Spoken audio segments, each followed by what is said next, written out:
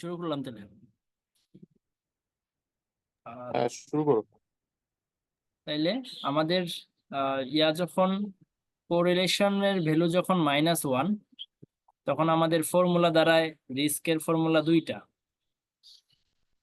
আর রিটার্নের ফর্মুলা তো চেঞ্জ হয় না, রিটার্নের ফর্মুলা যা আছে তাই। আমরা এক্স এর বিভিন্ন ভ্যালু বসাইয়া এই দুইটা কার্ভ পাবো। এই দুইটা কার্ভ, তাহলে এই দুইটা কার্ভ কখন আসবে? যখন -1, যখন রিলেশনটার ভ্যালু -1। আর একটু আগে আমরা দেখছিলাম যে পজিটিভ হইলে পজিটিভ হইলে কার্ভটা কেমন হয়? এস থেকে সি স্ট্রেইট লাইন, তাই না? এই যে এস থেকে সি স্ট্রেইট লাইন, তাহলে এটা একটা বাউন্ডারি ছিল। এই এস থেকে সি এই স্ট্রেইট লাইনটা একটা বাউন্ডারি ছিল যে এটার বাহিরে আর কোনো কিছু আসবে না। সেম ভাবে এই যে এখন যদি এটা কার্ভ পাইলাম না আমরা নেগেটিভের জন্য, এটাও একটা বাউন্ডারি, এটারও বাহিরে কোনো পয়েন্ট যাবে না, কারণ আমরা তো এখন এক্সট্রিম দুইটা পয়েন্ট অলরেডি নিয়ে ফেলছি। এটা +1, এটা +1 এর কার্ভ, আর এই দুইটা -1 এর কার্ভ, তাহলে একটা ত্রিভুজ হয়ে গেছে। এখন আমরা যদি এই মানে কোরিলেশনের ভ্যালুটাকে এখন মাঝামাঝি ধরি, 0.5 অথবা 0 অথবা -0.5 -0.2, তখন কার্ভগুলো এখন মাঝামাঝি আসবে। তাহলে মাঝামাঝি কার্ভ আসে এরকম একটা সিচুয়েশন নেওয়া যায় যে পি এর ভ্যালু যদি 0 হয় তাহলে অবস্থাটা কি দাঁড়ায়। তাহলে পি এর ভ্যালু যদি 0 দাঁড়ায়, মানে 0 বসাই আমরা, তাহলে আমাদের এই যে মেইন ফর্মুলা যেটা এই ফর্মুলাতে যদি আমরা পি এর ভ্যালু 0 বসাই, তাহলে কি লাস্টে এই যে এই কম্পোনেন্টটা কি 0 হয়ে যায় না পুরাটা? এই পুরা কম্পোনেন্টটা কিন্তু আচ্ছা, এই শোনো শোনো, ফারহাদ, আমার আগেরটা নিয়ে একটা কোশ্চেন আছে। হ্যাঁ, বলেন ভাই। আগেরটা একটু ইয়েটা আসো তো, ওই যে আচ্ছা, এটা একটু রাখো, ওইটা প্রথমটা একটু রাখো। প্রথমটাই এটা প্রথমটাই হচ্ছে আমরা যেটা বাউন্ডারি বললাম, মানে হ্যাঁ, এইখানে কিন্তু হচ্ছে আমরা কোনো ইয়ের সাথে লাগাইনি, মানে আমার কোনো ইন্টারসেপ্ট এখানে ছিল না। না ইন্টারসেপ্ট বাট ছিল। ওইটার ক্ষেত্রে আমার ইন্টারসেপ্ট কেন হইলো, মানে কেন আনলাম? ও ওইটা হয়ে মানে ওইটা হইতেছে, আমি দাঁড়ান বলি। আপনি যখন আপনার দুইটা সিকিউরিটি যদি একটার সাথে একটা সম্পূর্ণ ম্যাচ হয়ে যায়, এস এবং সি, তখন আপনার হুম। মানে সর্বনিম্ন রিস্ক কোথায়? এস এ, তাই না? এখানে না? হ্যাঁ, আর সর্বোচ্চ রিস্ক কোথায়? এখানে। আপনার রিস্ক তো এটা কখনোই 0 হবে না, রিস্ক কি 0 হবে? বুঝতে পারছি বুঝতে পারছি। আচ্ছা আচ্ছা আচ্ছা। আর আপনার সিকিউরিটি দুইটার মধ্যে যখন নেগেটিভ সম্পর্ক, তার মানে কি এটা যদি ভালো করে, এস যদি ভালো করে, সি কি করতে পারে? খারাপ করতে পারে। খারাপ করতে পারে, হ্যাঁ। এটা ধরেন একদম +100-তে চলে গেছে এটা রিটার্ন, আর এটা -100-তে চলে হুম। আসছে, তখন কি আপনার রিস্ক কত? একসাথে চলে 0 আসে। না? জিরো, হ্যাঁ হ্যাঁ। 0। এটা একটা ভালো কোয়েশ্চেন করছে, এটা কাজে লাগবে। এই লাইনটা এখানে লেখা আছে, এই যে এই লাইনটা, এই যে লাইনটা লেখা আছে, if two securities are perfectly negatively correlated. দুইটা সিকিউরিটির মধ্যে যদি একদম পারফেক্ট বিপরীত সম্পর্ক থাকে, তখন কি হবে? কোনো একটা কম্বিনেশন আছে যেখানে রিস্ক 0 হয়ে যাবে।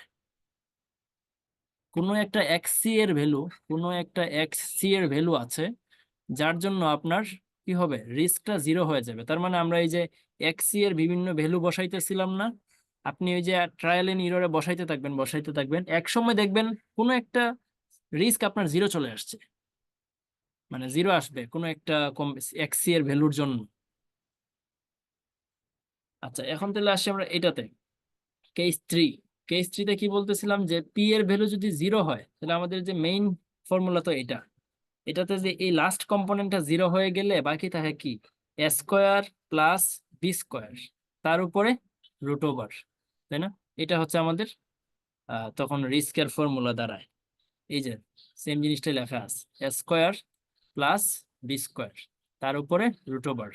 এটাকে কিন্তু আর ফর্মুলাতে ফালানোর সুযোগ নেই যে a+b² -b², কিন্তু এটা পড়তেছে না। এটা এইভাবে থাকবে, a² + b², তার উপরে √। জাস্ট এটাই রিস্কের ফর্মুলা। আর আমাদের রিটার্নের ফর্মুলা তো এটা আছেই,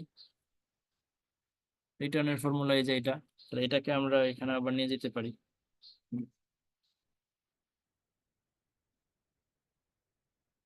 তাহলে এগেইন আমরা কি করব ভাই? এই যে এক্সসি এর বিভিন্ন ভ্যালু বসাবো। এক্সসি এর ভ্যালু যদি 1 বসাই, তাহলে এখানেও এক্স সি এর ভ্যালু 1 বসাবো, বসাইয়া মান পাবো খুব সম্ভবত সি এর এই যে এটা পাবো 6 এবং 14, এই পয়েন্টটা পাবো। এক্স সি এর ভ্যালু যদি 0 বসাই তখন পাবো হচ্ছে এই পয়েন্টটা 3 এবং 8। এক্স সি এর যদি আমরা অন্যান্য বিভিন্ন ভ্যালু বসাই তখন আমাদের পয়েন্টগুলো হবে এখানে, যে এখানে একটা পয়েন্ট আসবে, এখানে একটা পয়েন্ট আসবে, এখানে একটা পয়েন্ট আসবে। তখন কার্ভটা তাহলে আর স্ট্রেট লাইন হবে না, তখন কার্ভটা একটু বাইকা যাবে। তার মানে পি এর ভ্যালু যখন 0 আসতেছে তখন থাকতেছে এইভাবে। তাহলে আমরা যদি এখন সবগুলাকে একসাথে দেখি, সিকিউরিটি মানে রিলেশন যদি 1 হয় তখন আমাদের কার্ভটা কিরকম, এটা সোজা। আমাদের রিস্কের ফর্মুলা এটা, রিটার্নের ফর্মুলা সবার জন্য এটা, রিটার্নের ফর্মুলা সবার জন্য সেম। পি এর ভ্যালু 1 হইলে রিস্কের ফর্মুলা একটু ছোট হয়ে যায়, এটা কার্ভ দাঁড়াচ্ছে এটা। রিলেশনের ভ্যালু যখন -1 তখন রিস্কের ফর্মুলা 2টা, তখন কার্ভ হবে এটা। যখন রিলেশনের ভ্যালু 0 তখন রিস্কের ফর্মুলা এটা, রিটার্নের ফর্মুলা তো সবার জন্য আগেই বলে রাখছি সেম, তখন কার্ভ হবে এটা।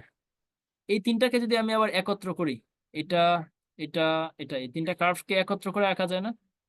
আঁকা যায় কিন্তু এই কার্ভটা, এই যে এটা হচ্ছে -1 এর জন্য, তো বোঝাই যায় যে এটা -1 এর, এই দুইটা, এটা +1 এর। আর এই যে মাঝের মাঝের যে ইয়াগুলা, এটা এটা হচ্ছে কত 0.5 এর জন্য, এটা আমরা করি নাই। আমরা করছি কোনটা, এটা করছি না, এই এই এই কাজটা আমরা করছি জিরো। জিরোর জিরোর জন্য করছি। হ্যাঁ, 0-র জন্য আমরা করছি। তাহলে আপনি 0-র জন্য করছেন, 0.5 এর জন্য করেন তাহলে আসবে এই কার্ভ। আপনি -2 এর জন্য করেন, এদিকে একটা কার্ভ আসবে। -3 এর জন্য করেন, এটা এদিকে মানে 0.2 0.3, তাহলে মানে কার্ভ গুলো আর কি হবে, মানে এই ত্রিভুজটার বাহিরে কিন্তু যাবে না। মোট কথা এই যে ত্রিভুজটা, এই ত্রিভুজটার বাহিরে কিন্তু আর কার্ভ গুলা যাবে না। এখন যদি আপনি জাস্ট এই পি এর ভ্যালু চেঞ্জ করেন, এই যে র এর ভ্যালু চেঞ্জ করেন, তখন কার্ভ গুলো জাস্ট মাঝামাঝি পর্যায়ে থাকতে থাকবে, মাঝামাঝি পর্যায়ে এরকম কার্ভ গুলো, মানে ওই পয়েন্টটাকে গিয়ে টাচ করবে, এইভাবে এইভাবে বাঁকতে থাকবে। ঠিক আছে, এই হচ্ছে এখানে। তাহলে কেস 4টা আমরা মিস করছি, কেস 4টা একটু দেখে ফেলি। এই দেখার তো আর কিছু নাই, সেম জিনিসই, জাস্ট হচ্ছে না। কেস 4 আর আলাদাভাবে আমি রাখি নাই, মনে হচ্ছে স্যারেও মনে হয় রাখে নাই। তাহলে কেস 3 আমাদের দেখা শেষ, এই তিনটাকে একসাথে দেখলাম এই স্লাইডে। এখন হচ্ছে অপটিমাম পয়েন্ট কোনটা হবে তাই। এখন আসবো অপটিমাম পয়েন্ট কি। আমরা তো বুঝলাম যে আহ এই যে এটা, এই পুরো কার্ভটার যে কোনো এক জায়গায় থাকাটা ভালো, তাই না? মানে এই যে, সরি, মানে পুরা জায়গার থাকাটা ভালো না, এটা হচ্ছে আমাদের মানে চিত্রটা আসতেছে আর কি। এখন এখানের কোন পয়েন্টটাতে আমার থাকা উচিত, এটাই হচ্ছে অপটিমাম পয়েন্ট। কোন জায়গাটাতে, কোন কার্ভটাতে আমার থাকা উচিত। এখানে তো অনেকগুলা কার্ভ, এর মধ্যে কোন কার্ভটা আমার জন্য বেটার, বা আমি এফিশিয়েন্ট, যে আমরা ফার্স্টে বলছিলাম যে এফিশিয়েন্ট কার্ভ বা এফিশিয়েন্ট ফ্রন্টিয়ার, আমাদের এফিশিয়েন্ট ফ্রন্টিয়ার কোনটা, তাইলে এখানে কোন কার্ভটা এফিশিয়েন্ট ফ্রন্টিয়ার। সো ওইটার দিকে এখন আগাইতে হবে আস্তে আস্তে। তাহলে ফার্স্টে আমরা দেখতেছি অপটিমাম পয়েন্ট জিনিসটা কি। অপটিমাম পয়েন্ট মানে কি, মানে হচ্ছে how much to invest in C আর how much to invest in S. এটা হবে এস, ভুল লিখছি, কপি পেস্ট করছি আর ডিলিট করতে মনে নেই। তাহলে আমার কাছে যে 100 টাকা আছে সেটার মধ্যে কত টাকা আমি সি তে ইনভেস্ট করব আর কত টাকা আমি এস এ ইনভেস্ট করব। তার মানে আমার এক্স সি এর ভ্যালুটা কত, এই যে আমরা এক্স সি এর ভ্যালু আন্দাজে আন্দাজে ধরে ধরে আসছি না এতক্ষণ ধরে, এক্স সি এর ভ্যালুটা কি 0.5 হওয়া উচিত, নাকি এক্স সি এর ভ্যালুটা 0.8 হওয়া উচিত, কত হওয়া উচিত, এটা এখন বের করা ট্রাই করব। তাহলে এটা বের করার জন্য যেটা করতে হবে, আমাদের এই যে রিস্কের ফর্মুলাটা তো চিনি, এগেইন ওই যে ফার্স্টের রিস্কের ফর্মুলা, একদম মেইন রিস্কের ফর্মুলা যেটা, এটাকে আমরা ডেরিভেটিভ করব, এটাকে আমরা এই ডেরিভেটিভই তো বলে না, সরি, ডিফারেন্সিয়েশন করি, এটাকে ডিফারেন্সিয়েশন করি। ডিফারেন্সিয়েশন করলে আসবে এই জায়গাটা, মানে এটা আসলে কিভাবে আসে, ওই ডিফারেন্সিয়েশনের নিয়ম স্যার মনে হয় অ্যাসাইনমেন্ট আকার দিয়ে রাখছিল দেখার জন্য আমাদেরকে, যে এই লাইনটা থেকে এই লাইনটা কিভাবে আসছে, ডিফারেন্সিয়েশনটা তোমরা শিখাইছো এরকম কিছু একটা বলছিল মনে হয়। আমি আর আমার শিখা হয় নাই, সো পরে শিখে নিতে হবে আর কি। So, ধরে নিলাম আমরা যদি ডিফারেন্সিয়েশন পারি, তাহলে এই লাইনটা থেকে এই লাইনটাতে আসতে পারবো, এটা হচ্ছে ডিফারেন্সিয়েশন করলাম। এখন এই যে ডিফারেন্সিয়েশন করার পরে যেটা পাইলাম, এটা সমান বসাবো 0। এটা সমান যদি 0 বসাই, তাহলে আমরা এক্স সি এর ভ্যালুটা পাবো। এই যে এক্স সি, আমরা ডিফারেন্সিয়েশনের ক্লাসে ওই যে অদিতি ম্যাম মনে হয় পড়াইছিল, ওইখানে আমরা পড়ছিলাম যে ডিফারেন্সিয়েশন করার পরে আমরা যদি ওই ডিফারেন্সিয়েশনের ভ্যালুটা সমান যদি 0 বসাই, তাহলে আমরা স্লোপের ভ্যালু পাই, বা মিনিমাম ম্যাক্সিমাম পয়েন্ট গুলা পাই। মনে আছে কিনা? সো এটা ওই ওই জায়গা থেকে আর কি ইকুয়াল টু 0 বসাইতে হবে। আমরা বিজনেস ফোরকাস্টিং এও দেখতেছি যে এই যখন আমরা ডিফারেন্সিয়েশন করি, ডিফারেন্সিয়েশন করার পরে যে ভ্যালুটা আসে সেটা সমান আমরা 0 বসাই। 0 বসাইলে ম্যাক্সিমাম বা মিনিমাম পয়েন্টটা পাওয়া যায়। তো এই যে আমরা আমরা চাচ্ছি যে এক্স সি এর ভ্যালুটা কত হওয়া উচিত, এখানে আমরা বলছিলাম না যে এক্স সি এর ভ্যালুটা কি 0.5 হওয়া উচিত নাকি 0.8 হওয়া উচিত। সো ওই রকম এখন এক্স সি এর ভ্যালু ফর্মুলা দাঁড়াচ্ছে এটা, মানে আমরা ফার্স্টে কি করব, রিস্কের ফর্মুলাটাকে ডিফারেন্সিয়েশন করব, ডিফারেন্সিয়েশন সমান 0 বসাবো। 0 বসায় এটাকে যদি সলভ করা যায়, কিভাবে সলভ করা হয় এটা মনে অ্যাপেন্ডিক্সে বলা আছে, এক্সামে আসবে কিনা সন্দেহ আছে, এক্সামে না আসার কথা যেহেতু স্যার ক্লাসে দেখায় নাই, হোমওয়ার্ক দিয়ে রাখছিল। তাহলে এক্স সি এর ফর্মুলাটা মুখস্থ রাখতে হবে, এটা এটা হচ্ছে এক্স সি এর ফর্মুলা। আচ্ছা, তাহলে এই ফর্মুলাটাকে একটু মনে রাখতে হবে, এটা হচ্ছে এক্স সি এর বেসিক ফর্মুলা। এখন এখানে একটা জিনিস আছে যে পি, পি মানে রো, এটা কিন্তু আবার চেঞ্জ হয়, তাই না? তাহলে এটা যখন চেঞ্জ হবে, তখন এক্স সি এর ফর্মুলাটা আর একটু ছোট বা বড় হবে, এরকম হবে। আসি তাহলে বিভিন্ন সিচুয়েশনে রয়ের ভ্যালু যদি 1 হয়, আমাদের এক্স সি এর বেসিক ফর্মুলা এটা, এই ফর্মুলাতে যদি আমরা পি এর ভ্যালু 1 বসাই, তখন ফর্মুলা দ্বারাই হচ্ছে এটা। এখান থেকে উপরে যদি আমরা সিগমা এস কমন নেই, তাহলে থাকে এটা, নিচে a square plus b square minus 2ab সমান সূত্র পরে a minus b whole square. এটা আর এটা কাটাকাটি করা যায়, কাটাকাটি করে থাকতেছে এটা। তাহলে আলটিমেটলি আমাদের এক্স সি এর ভ্যালু দাঁড়াচ্ছে এটা। তার মানে সবসময় কি এই ফর্মুলাটা ইউজ করব? এক্স সি এর জন্য যে শর্টকাট ছোট একটা ফর্মুলা পাইলাম, এটা কি সবসময় ইউজ করতে পারবো? পারবো না। যখন দেখবো আমাদের প্রশ্নে দেওয়া আছে পি এর ভ্যালু 1, তখন আমাদের এক্স সি এর ভ্যালু হবে এটা। এক্স সি মানে কি, সি তে কতটুকু ইনভেস্ট করা উচিত, সি তে কতটুকু ইনভেস্ট করা উচিত। তাহলে যদি জাস্ট এটা যদি আমরা নিউমেরিক্যালি দেখে ফেলি শর্টকাটে, সিগমা এস এর ভ্যালু কত ভাই আমাদের? সিগমা এস, হ্যাঁ, সিগমা এস ছিল হচ্ছে তোমার 8, 8 মনে হয়। এই যে সিগমা এস 8 3, না 6, 6 ছিল। সিগমা এস 3, 3, সরি, আচ্ছা আচ্ছা 3। 3। আচ্ছা, তাহলে আসেন এখানে সিগমা এস এর ভ্যালু বসাইলাম 3, আর নিচে হবে sigma S minus sigma C. তাহলে এস কত? আচ্ছা, এখানে ফর্মুলাটা এস এর ভ্যালু তো 3, তাই না? সিগমা সি এর ভ্যালু তো বড়, 6, সি তো 6, হ্যাঁ। যদি এটা নেগেটিভ হয়ে যায়। আচ্ছা, এখানে কি কোথাও ভুল করছি আমি ভাই? কে?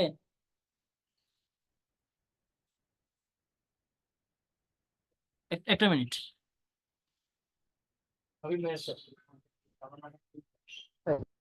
সিগমা এস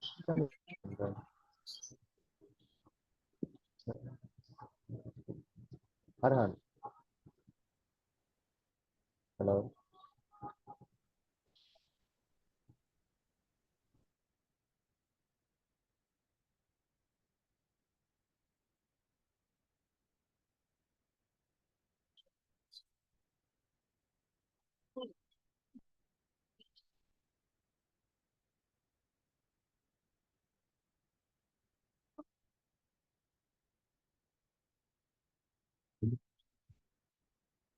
হ্যাঁ, রেকর্ড করতেছিলাম।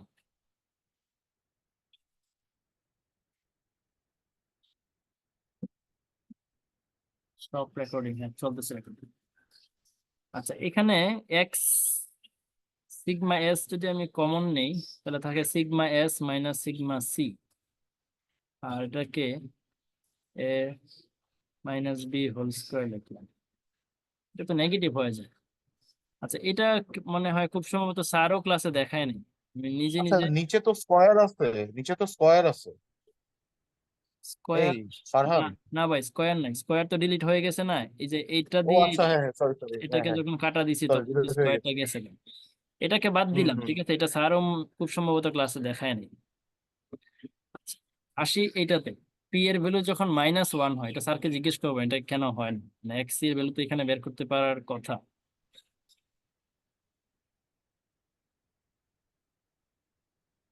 আচ্ছা, আসি এটাতে। তাহলে এগেন আমাদের মেইন ফর্মুলা এটা,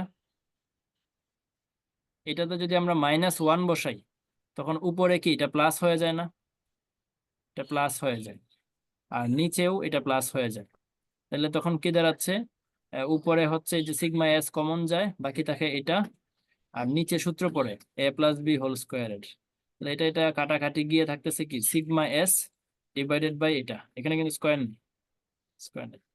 তাহলে sigma S by sigma S plus sigma C, এখন এটা করা যেতে পারে তাই না? সিগমা এস এর ভ্যালু কত? সিগমা এস এর ভ্যালু মনে হয় 3 না ভাই? 3। আর নিচে সিগমা হবে এস হচ্ছে 3। 3, আর নিচে হবে 6 + 3। তাহলে 3/9, 3/9 কত? 0.33। 0.33, হ্যাঁ। তাহলে দেখছেন আমাদের 1 টাকার মধ্যে, বা আমাদের যে আমার কাছে যত টাকা আছে তার 33% টাকা ইনভেস্ট করা উচিত এক্স সিতে, এক্স এক্স সিতে। আর তাহলে এক্স এস এ কত ইনভেস্ট করা উচিত, মানে সিকিউরিটি এস এ কত টাকা ইনভেস্ট করা উচিত? 1 মাইনাস, 0.67, 0.67। Right, 1 minus 0.33, 0.67।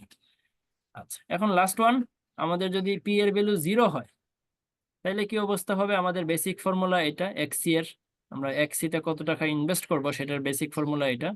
এখানে যদি 0 বসে, 0 বসাইলে ফর্মুলাটা ছোট হয়, এতটুকু হয়, মানে এই অংশটা তো ডিলিট হয়ে যায়, এটা 0 হয়ে যায় পুরোটা, নিচে এটাও 0 হয়ে যায়, আর বাকি যা থাকে সেটাকে আর সিম্পলিফাই করা যায় না। তাহলে এখানেও আপনি যদি জাস্ট ভ্যালুগুলো বসান, তখন এক্সি এর একটা ভ্যালু পাবেন, এরকম 0.33 হোক আর 0.45 হোক, কিছু একটা বের হবে। এরপরে আবার এক্স এস এর ভ্যালুটা আপনি বের করে নিলেন। এই হচ্ছে তাহলে অপটিমাম পয়েন্ট। এই 11 নম্বর স্লাইডটা শেষ আগেই, মানে তিনটা একসাথে, এই যে অল টুগেদার আমরা দেখে ফেলছি। এখন হচ্ছে এটা, এটা কি আর আজকে পড়বো ভাই, নাকি আজকে বাদ দিব? আহ, মাথায় ঢুকতেছে কিছু?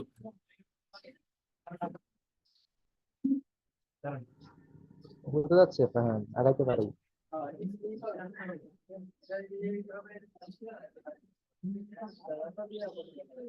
আগাইলে খারাপ হয় না, বুঝছো?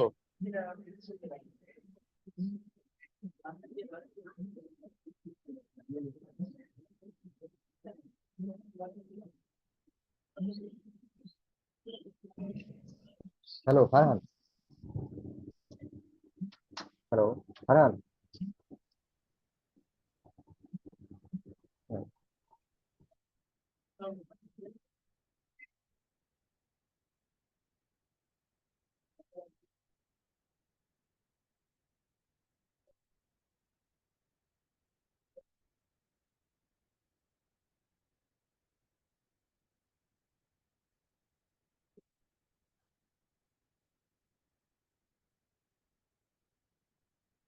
হ্যাঁ ভাই, হ্যালো। হ্যাঁ হ্যাঁ, আসি আসি। আহ আচ্ছা, এটা শর্টকাটে একটু দেখে ফেলতে পারি চাইলে। এখানে যেটা বলতেছে যে the shape of the portfolio possibility curve, the portion of the portfolio possibility curve that lies above the minimum variance portfolio is concave, whereas that which lies below the minimum variance portfolio is convex. আচ্ছা, আবার একটু এই জায়গাটাতে আসি। এখানে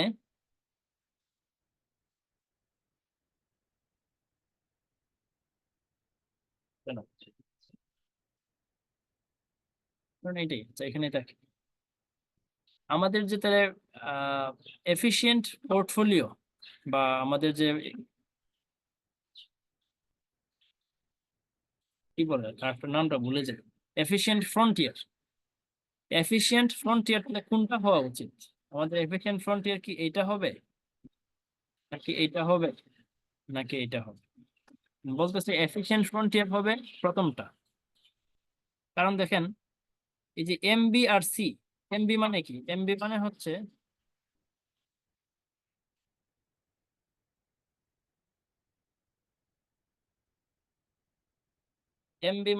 minimum variance.